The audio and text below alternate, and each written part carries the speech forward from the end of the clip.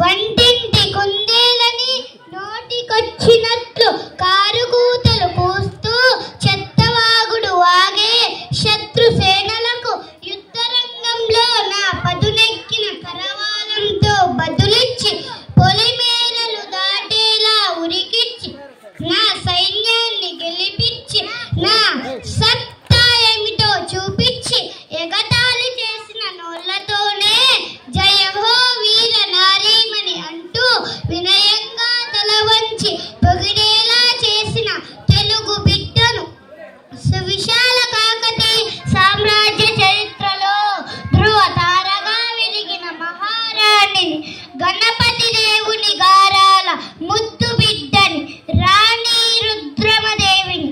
మా తండ్రి గణపతి దేవుడు తనకు పుత్రులెవరూ లేనందున నన్ను ఆడపిల్లలాగాక అచ్చ మగపిల్లవాడిలా రుద్రదేవుడు అని నామకరణం చేసి కత్తిసాము గుర్రపు స్వారీలతో పాటు సకల కళా విద్యలు నేర్పించి పట్టాభిషేకం చేశాడు.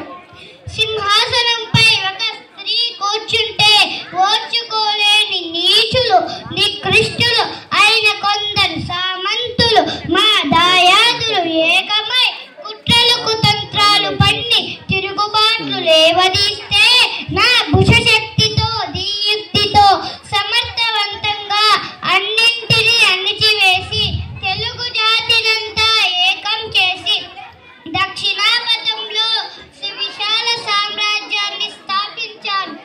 మా ఓరుగల్లు రాజ్యంపై కన్నేసి 8 లక్షల మంది సైన్యంతో దాడి చేసిన దేవగిరి యాదవరాజు మహాదేవుణ్ణి వీరోచితంగా ఎదుర్కొని రణరంగంలో నిప్పులు కురిపించి శత్రువుల గుండెల్లో సింహ స్వప్నమై తరిమి తరిమి కొట్టి నా పాదాల వద్ద మోకరిల్లేలా చేసుకున్నాను.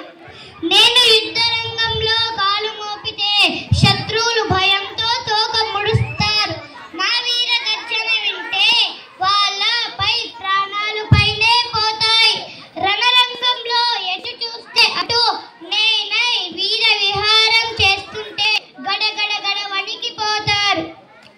నా 27 ఏళ్ల పరిపాలనా కాలంలో ఓరుగల్లును మహాసామ్రాజ్యంగా విస్తరించడమే గాక కలల కానాచిగా తీర్చిదిద్దాను.